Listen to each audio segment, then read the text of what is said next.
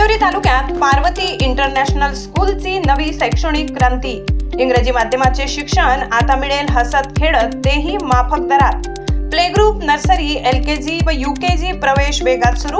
आपणही आपल्या पाल्याचा प्रवेश आत्ताच सवलतीच्या दरात निश्चित करा।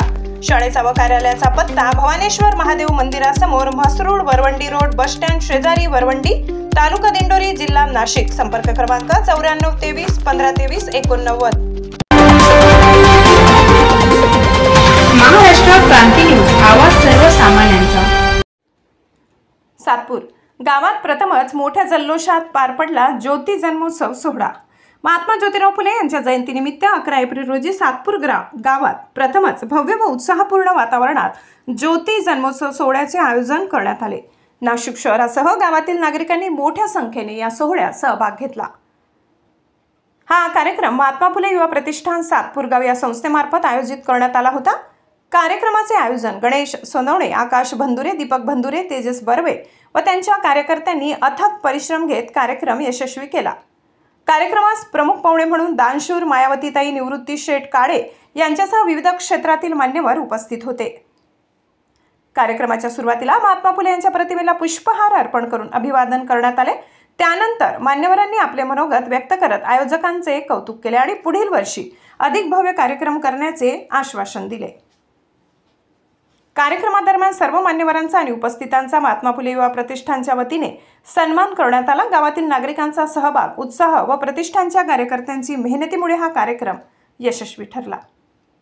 यावेळी प्रमुख उपस्थिती मायाताई निवृत्ती शेठ काळे, शिवाजी भंदुरे, शांताराम निगळ, रवींद्र काळे, संतोष काळे, अनिल मोले, निलेश भंदुरे, सविता काळे, सुजाता काळे, सोनाली काठे, अरुण काळे, किशोर मुंदडा, विजय भंदुरे आदींसह सातपूर ग्रामस्थ मोठ्या संख्येने उपस्थित होते। महाराष्ट्र क्रांती न्यूज साठी मुख्य संपादक प्रकाश बागुल, नाशिक।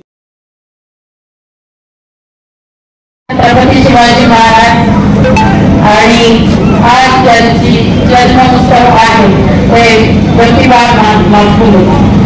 सर्वात महत्त्वाची एक गोष्ट सांगते, मला भाषण करता येत नाही, पण या अर्थाने दरवर्षीप्रमाणे जे कार्यक्रम होतात, प्रत्येक समाजात कार्यक्रम होतात, प्रत्येक महापुरुषांची जयंती साजरी केली जाते।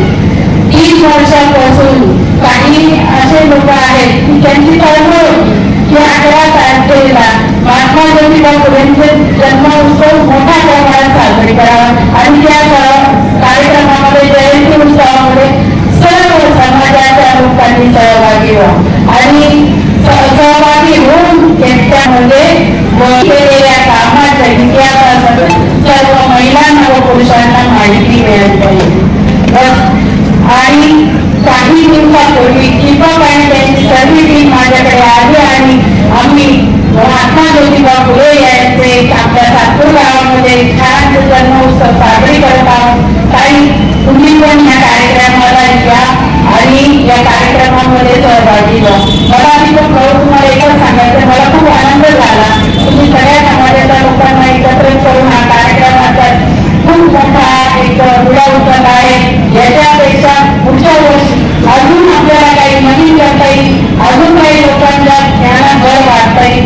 या प्रयत्नाने आपण पुढचा उत्साह पण अगदी खूप मानासन्मानाने आणि उत्साह साजरी करून तुमचं मनाची जयंती साजरी करण्यात आली आहे। त्याबद्दल मी इथे आयोजकांचे मनापासून आभार मानते की त्यांनी आम्हाला बोलवलं, मान सन्मान दिला, त्याबद्दल मी त्यांचे ऋणी आहे। आणि आपल्या सातपूर गावाचा एकोपा असाच सगळ्यांनी व्यवस्थित ठेवावा एवढी विनंती करते व थांबते। जय ज्योती, जय क्रांती, जय माहिती की त्यांनी शिक्षण म्हणजे मुलींसाठी पहिली शाळा काढली, मुलींना शिक्षण दिलं, परंतु खऱ्या अर्थाने गरिबांच्या उद्धारासाठी, अस्पृश्यांसाठी खऱ्या अर्थाने त्यांनी आपल्या घरातील पाणवठे सुद्धा उपलब्ध करून दिले, उभे करून दिले, पिण्यासाठी पाणी उपलब्ध करून दिलं, असे महात्मा फुले। त्या महात्मा फुलेबद्दल आपल्या सर्वांनाच चांगल्या प्रकारची माहिती दिलं म्हणजे प्रत्येकाला आहे। मी इथे बरेच मोठे बोलणार आहे, त्यामुळे माझ्या कार्यपरिवाराच्या वतीनं या देशाचे एक एकमेव राष्ट्रपिता महात्मा ज्योतिबा फुले यांना जयंतीनिमित्त विनम्र अभिवादन करतो आणि संधी दिली। अशाच नवनवीन बातम्या पाहण्यासाठी आमच्या महाराष्ट्र क्रांती न्यूज या YouTube चॅनलला लाईक करा, सबस्क्राईब करा आणि बेल आयकॉनला प्रेस करा।